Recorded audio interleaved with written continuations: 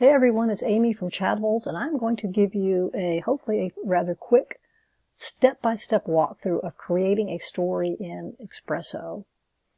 And you can see that I'm already logged in.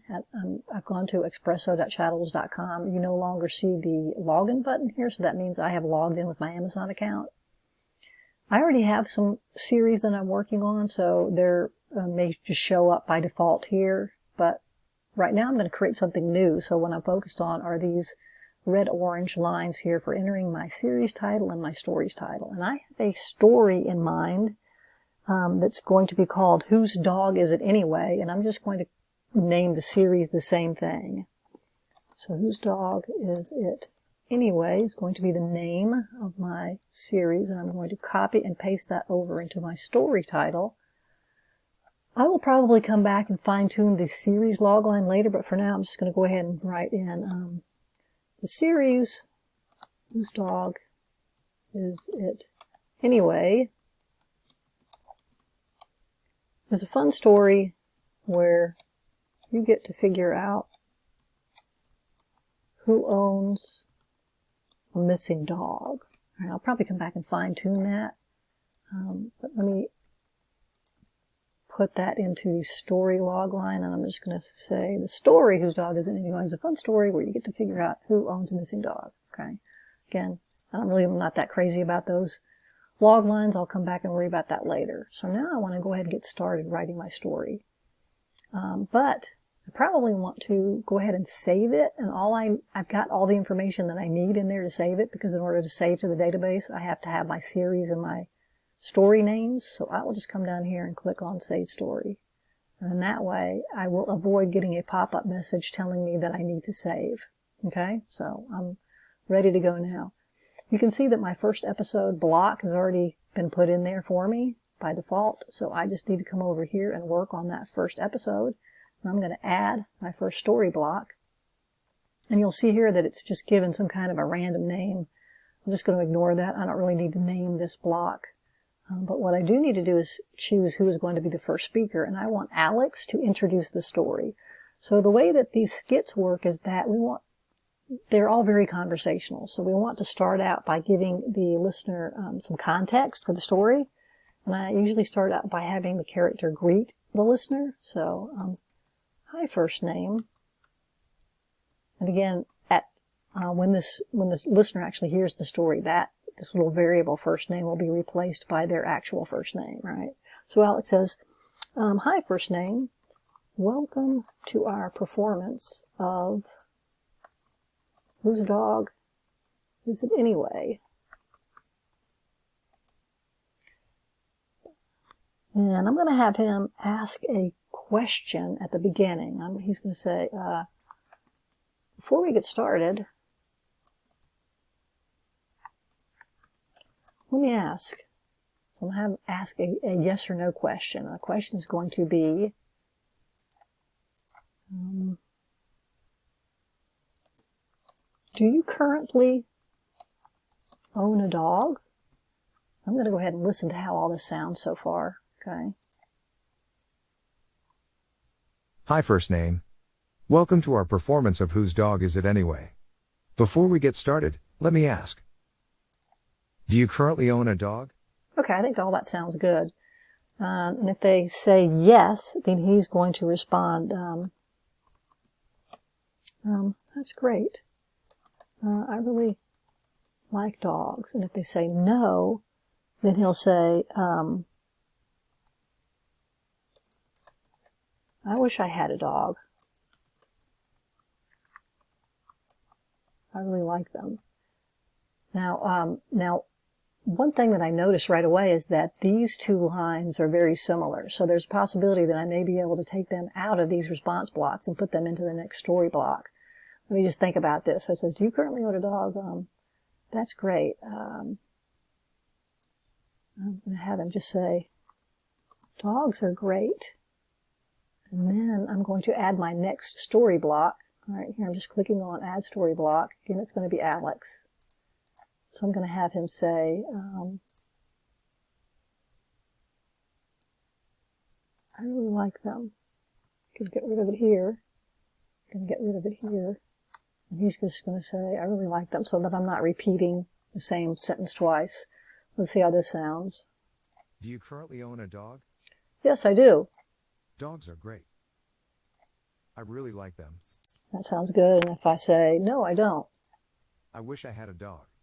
I really like them. Okay, so this is kind of cool because he's already engaging the cafe visitor right away with a question, and the question kind of has to do with the story. Now you can see I have not saved this response yet, but I may come back and do that because now I'm going to have him say, let's see, Madison is joining us for this story. Here she comes now. She's going to say, so I'm going to add a story block for Madison. Again, now I'm just going to choose Madison's voice. It's kind of funny that it shows up as dog, right? It's just a coincidence. So she'll say, hello, first name. I'm really looking forward to this skit.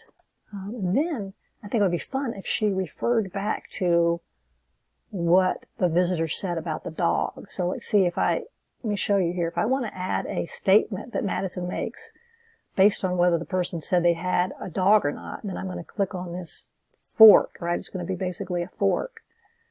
But you see right now, I can't reference a previous answer, and that's because I have not saved any variables in the story yet. But if I go back up here to this yes/no question, do you currently own a dog?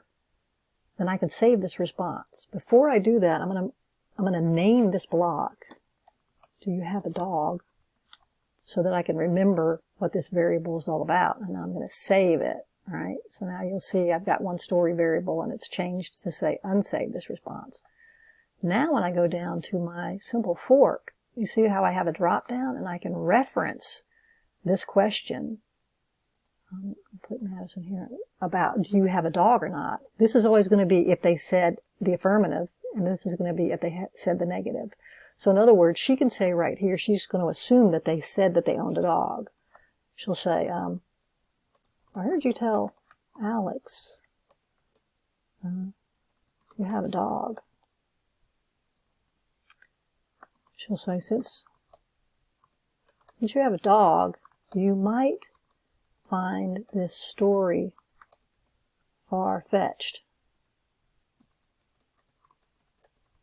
But I hope you'll just go with the flow. There was a little hiccup right there, and what happened was this story was just automatically saved. So if you're actually working and suddenly there's like a hiccup, then what happens, what that means is the story was saved in the background, so just kind of pick up where you left off. You may not have noticed it, but I kind of noticed it a little bit. There was a little flicker. All right, so then if they had said they don't own a dog, Madison could say, I heard you say you don't have a dog. In that case, you might not realize that this story is kind of far-fetched. But I hope, okay, so now I'm getting ready to write the same line again, but I hope you just go with the flow. So in that case, I'm going to move that to a separate story block. Again, I just do this because I don't like to have the same sentence twice in case I come back later and decide to change it. And I have to change it in 2 places instead of just one. And these blocks are all going to get compressed anyway, so you don't have to worry about it. All right, so this is interesting, right? So if the listener has said, yes, I currently have a dog, then Madison's going to say, I heard you tell Alex you have a dog. Since you have a dog, you might find this story far-fetched. But I hope you'll just go with the flow. All right, so that's just kind of a cool thing. It makes the visitor feel like they're really being paid attention to, and the characters are more real. Okay, so then I'm going to add another story element here for Alex. And he's going to say,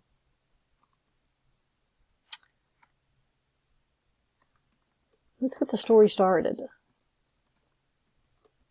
I'll say first name,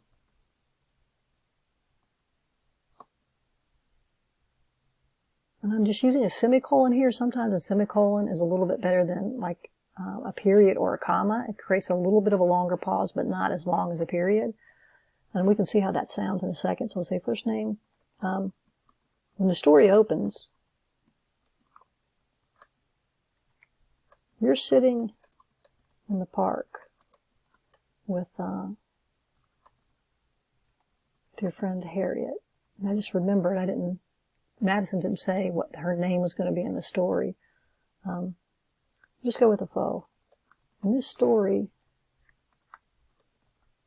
I'm playing the role of your friend Harriet. See, the whole point of this little conversation is just to orient the person and get them ready to know what they're going to be, what's going to be going on in the skit, and what role the different cafe characters are playing. So Madison is playing someone named Harriet, and Alex says, okay, the story opens, you're sitting in the park with your friend Harriet.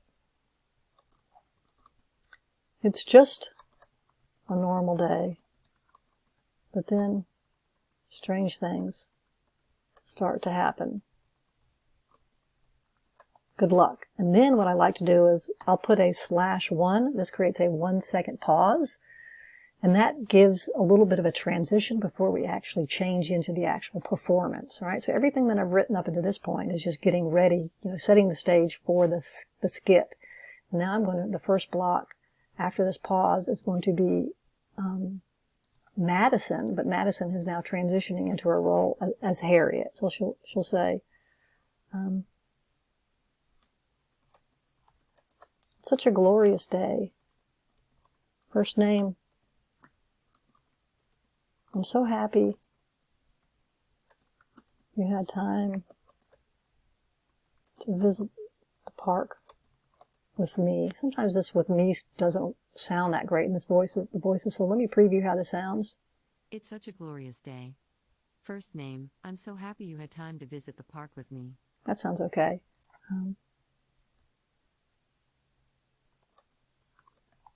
I just love coming to the park. And it's always nicer to visit with a friend. Now I'm just going to have her, because some strange things are about to happen, but before they do, I'm going to give the chance for the listener to kind of get into their role. So I'll have Harriet say,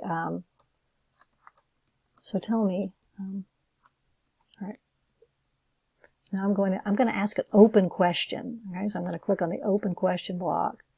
Okay, I'm going to pick Madison, and she's going to say,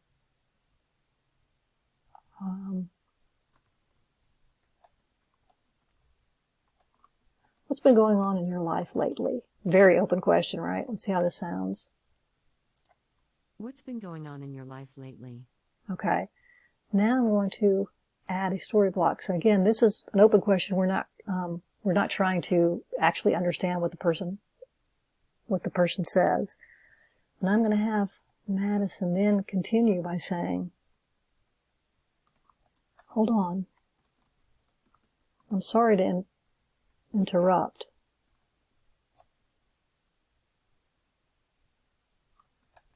It looks like there's a man coming, let's say coming towards us. Let's see how that sounds. Hold on. I'm sorry to interrupt. It looks like there's a man coming towards us. Anyway, I think this works pretty well because the person will start talking. They'll be saying, well, I don't know, things have been going blah, blah, blah, blah, blah. And then she'll say, hold on, I'm sorry to interrupt. All right? And that sounds kind of natural. And then if you want to, you could potentially put some footsteps in here. I have this other screen open. This is the Amazon sound effects. And we can look for, I don't even know it's really hard to find these things sometimes. Okay, here's footsteps. Search for footsteps on concrete, human walking, footsteps muffled. Let's see what this sounds like. Okay, that doesn't sound very good. Let's try these. That's also not good. Sound effects are really pretty bad. Okay, we might use that one. All right, let's just say that we want to use this one. I'm just going to copy this. Copy this whole thing here. I'm going to come back over and I can just actually drop that file right in there. And when you listen to it here in Expresso, it's just going to say the word sound effect. You won't actually be able to hear the sound effect, but you'll know that the sound effect is in there. Hold on. I'm sorry to interrupt. It looks like there's a man coming towards us. Okay, so then... Sound effect.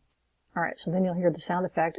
It'll play, obviously, the real sound effect when they hear the story. And I'm going to add another story block, and I'm going to have Colin. So Colin is the one that shows up, and he's going to say, hello. I'm sorry to disturb you. Say.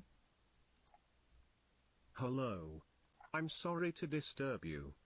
All right, and then basically what's going to happen in the story is he's got a dog, and he's going to ask Harriet and the listener if they can take care of the dog, and then he's going to leave, and then someone else is going to come up and say, hey, what are you doing with my dog, right? So that's kind of how the story is going to go. But I hope that this little demo helps. So in this case, we've used the story block, we've used a simple question and a fork, and we've also done an open question. And let me show you one last thing. If you want to add a dependent question, then you will see that you can reference any of the stored variables. So in this case, we only have one. Do you have a dog? And then you can have someone ask, maybe, this doesn't make any sense for the story, but let's just try it, right? So if the person said that they had a dog, you can say, do you have a dog? Again, this is only a yes or no question. Is your dog friendly? Or, does your dog bite? Maybe that's a good one. Is your dog friendly? And if you say yes, good. And then I'll pet your dog. All right. It says no, your dog is not friendly. Good to know. I'll keep my distance. And in this case, we can't ask them that because they don't have a dog, so you'd have to ask them a different question. Do you wish you had a dog? And affirmative, maybe, I wish I had one too. Negative, yes, dogs can be a lot of work. Right. Okay, so I think we've used all the different elements, and I hope that helps you. Again, one last thing is if you want to drag and drop these blocks, if you want to move things around, you can just move the thumbnails. Okay, so again, you can find out all this information in the Expresso user guide, and good luck writing your story.